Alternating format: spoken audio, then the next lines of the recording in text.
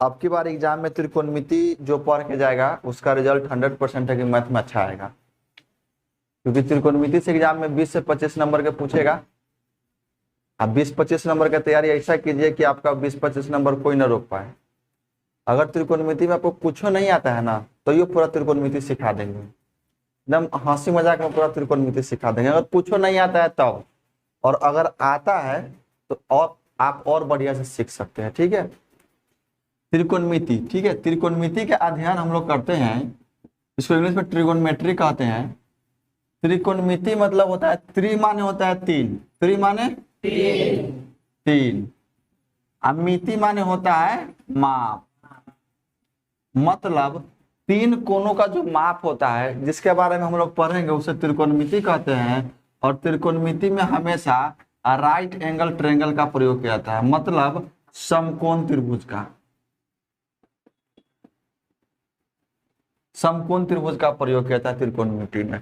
समकोण त्रिभुज का प्रयोग इसलिए किया जाता है क्योंकि त्रिकोणमिति में क्या होता है कि किसी भी ऑब्जेक्ट, किसी भी वस्तु की ऊंचाई आपको देख करके अंदाजा लगाना पड़ जाता है। कि अगर मान लेते हैं सामने कोई बहुत बड़ा पेड़ है या बहुत बड़ा मीनार है जो हमसे 10 मीटर या 20 मीटर की दूरी पर खड़ी है, हमको देख करके यह बता देना है कि उस मीनार की ऊंचाई कितनी होगी। तो इस सब चीज को मापने के लिए त्रिकोणमिति का ही खोज किया गया था। और त्रिकोणमिति के खोज में सबसे मूल नाम आपको याद रखना है J.F. हर्बर्ट। और अगर पूछेगा इंडिया में किसको यह जाता है, तो इंडिया में इसके लिए जाता है आर्यभट्ट को। आर्यभट्ट साहब ने त्रिकोणमिति के भारत के अंदर पहला है, भारत के अंदर आर्यभट्ट साहब पहला है। त्रिकोणमिति को प्रारंभ करने में या त्रिकोणमिति संबंधित सभी जानकारी को आगे बढ़ाने में इन्होंने बहुत बड़ा योगदान दिया। और वर्ल्ड में बात करें तो वर्ल्ड में J.F. हर्बर्ट है, जो कि एनसीईआरटी के बुक में आपको यह दिया रहता है। ठीक है, J.F. हर्बर्ट, और आर्यभट्ट भी दिया रहेगा। अब बात करते हैं, आर्यभट्ट ने जब इसको देखा, त्रिकोणमिति के अध्ययन को समझने का प्रयास किया, तो उन्होंने क्या पाया कि इस त्रिकोणमिति में जो त्रिभुज प्रयोग किया गया है यह समकोण त्रिभुज है। और समकोण त्रिभुज उस त्रिभुज को कहते हैं जिसका एक कोण 90 डिग्री। चलिए इसका कुछ नाम रख देते हैं ABC। अच्छा, जिसका एक कोण 90 डिग्री है वो कौन त्रिभुज आएगा, समकोण त्रिभुज। इस समकोण त्रिभुज के भुजा का नाम रखने की बात आई, किसका नामकरण कैसे कैसे होगा। तो आर्यभट्ट साहब ने कहा कि सबसे बड़ी जो भुजा होगी वह कर्ण होगी।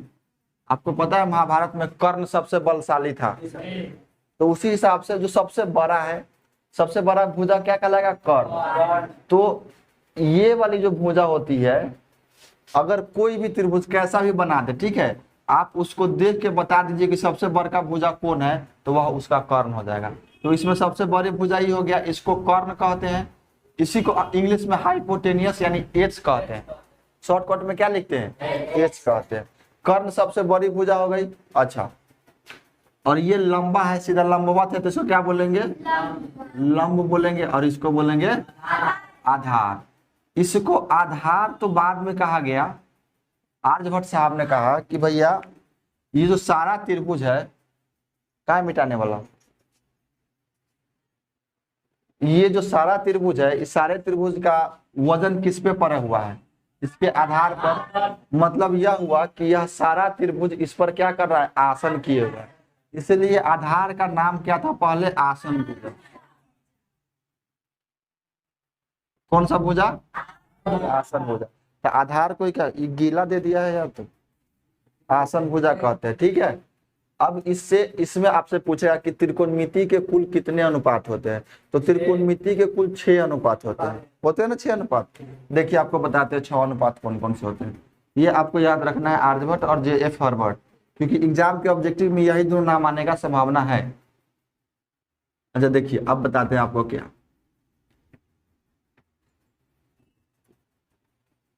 अगर त्रिकोणमिति के अंदर कोई त्रिभुज है, फिर से समझिए, यहाँ पे कोई भी त्रिभुज है त्रिकोणमिति में, वह त्रिभुज कौन सा प्रयोग होगा, समकोण त्रिभुज। त्रिकोणमिति में किस त्रिभुज का प्रयोग होगा, अगर थीटा यह है यानी कि समकोण त्रिभुज है तो 90 डिग्री, सामने वाला भुजा क्या हो जाएगा भैया, कर्ण। और अगर थीटा यहाँ पे दिया हुआ है तो थीटा के सामने वाला भुजा क्या होता है? लंब। तो इसको क्या बोलेंगे? लंब। परपेंडिकुलर शॉर्टकट में क्या लिखेंगे? और ये क्या बच गया अब? आधार। इसको क्या कहते हैं? बेस। बी लिख सकते हैं। लेकिन अगर कहा जाए कि इस त्रिकोणमिति के अंदर थीटा, देखिए हम लोग जो बोलते हैं ना कि कोई भी ऐसे जो रेखा है वह आपस में अगर कट जाएगी तो यहाँ पे जो बनेगा वह क्या बनेगा? कोण ही तो बनेगा।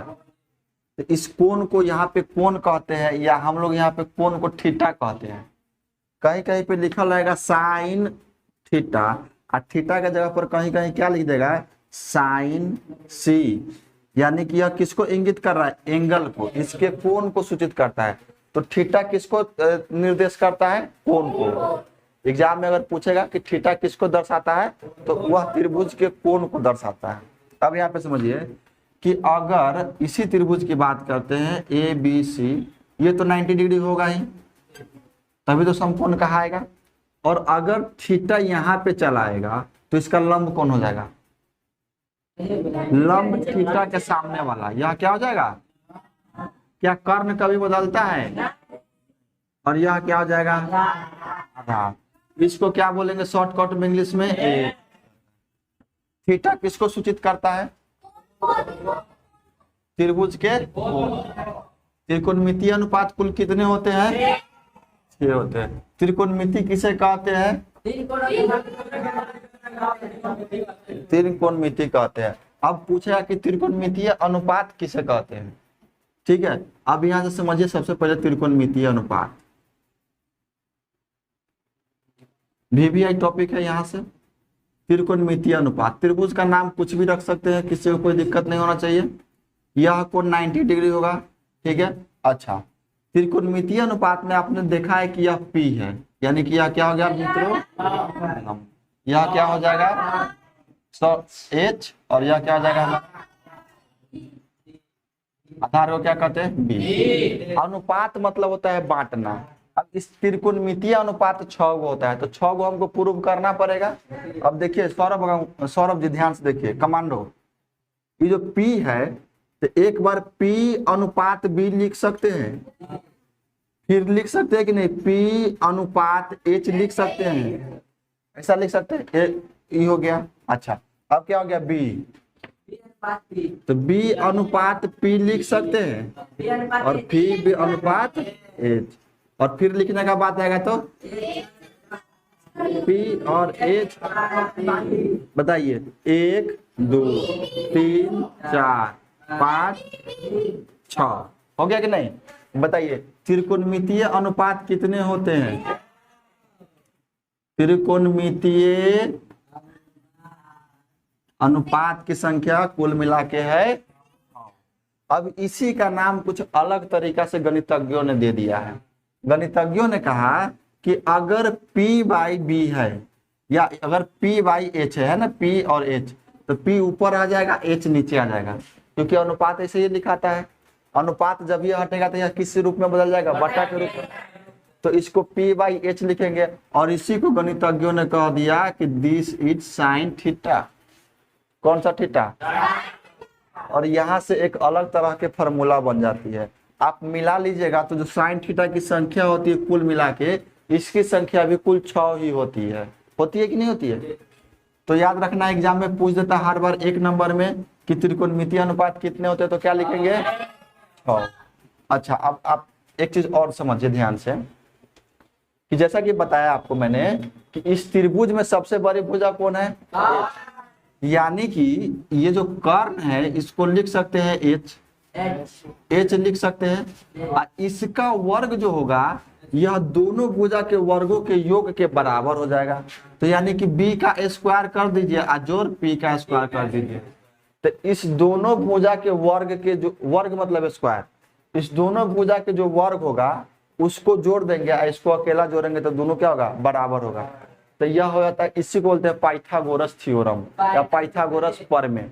इसका दूसरा नाम क्या है? पाइथागोरस परिमेय। ठीक है सौरभ। अच्छा, आपको एक बात हम बताते हैं कि हम कैसे मानेंगे कि अगर कोई त्रिभुज दे दिया है, उसमें हमको एंगल दिया हुआ है नहीं, जैसे कि दे दिया है 3, 4 और 5। अब कोई त्रिभुज बना देगा, ठीक है, तो समझिए ध्यान से, ये लिख देगा 3, ये लिख देगा 4, ये लिख देगा 5, कुछ भी। हमको त्रिभुज का फिगर नहीं पता है कि कैसा है, और उसकी भुजा हमको पता है कि 3, 4 और 5 दिया हुआ है। तो हम कैसे चेक करेंगे कि वह कौन सा त्रिभुज है? तो समकोण त्रिभुज को चेक करने के लिए भी इसी फार्मूला का प्रयोग होगा। जैसे कि त्रिभुज की भुजा कितना मैंने दिया है, 3, 4। अक्षर दिख रहा है जी मोबाइल में? सब दिख रहा है। 3, 4, 5 आ गया। अच्छा, आ गया। अब बताना बाबू, इसमें से आप बताओ सबसे बड़ी संख्या कौन है? तो 5 को अकेला इधर स्क्वायर कर देंगे कि नहीं कर देंगे? बराबर। छोटी दोनों का स्क्वायर कर दो, तो 3 का स्क्वायर कर दो, 4 का, 5 का स्क्वायर, 3 का स्क्वायर, इसको जोड़ो कितना होगा? यानी कि ये फॉलो कर लिया इस चीज को, दोनों ओरी का इक्वल आ गया। मतलब यह किस त्रिभुज के भुजा हो सकते हैं? समझ में आया? अब आप बताइए, तो हम आपको एक सवाल देते हैं, 6, 8, 10, आप चेक करके बताइए कॉपी में फटाक से सब कोई, यह किस त्रिभुज के भुजा है? अपना अपना कॉपी निकालिए। है पक्का समकोण त्रिभुज? चेक किया जाए बोर्ड पे, देखते हैं कितने आदमी का सही बना। बताइए तो भैया, सबसे बड़ी संख्या कौन है?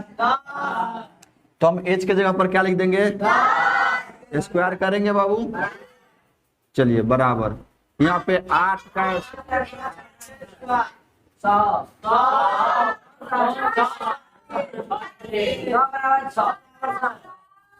यानी कि यह एक समकोण त्रिभुज की भुजा है। आप ऐसा चेक कर सकते हैं एग्जाम में, यह 1 नंबर में पूछे हुआ नहीं, 2 नंबर में पूछे हुआ है कि साबित करिए, जांच करके बताए कि 3, 4, 5, यही सवाल था, सेम कॉपी सवाल था कि 3, 4, 5 समकोण त्रिभुज की भुजा है या नहीं है।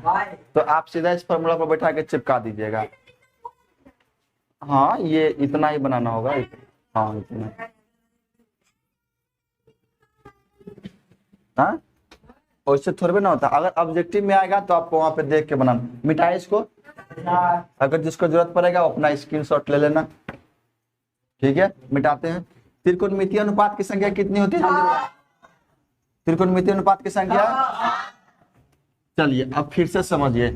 पाइथागोरस थ्योरम जो आपको मैंने बताया अभी जस्ट, यहाँ पे लिखा हुआ था h²।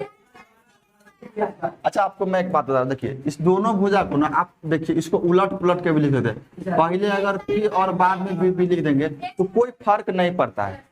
एग्जाम में बच्चा ये सब छोटा छोटा बात के लिए कंफ्यूज हो जाता है। तो ये पहले p लिखा चाहे पहले b लिखा, इससे फर्क नहीं पड़ता है, सिर्फ इस फार्मूला में, सिर्फ इसी फार्मूला में।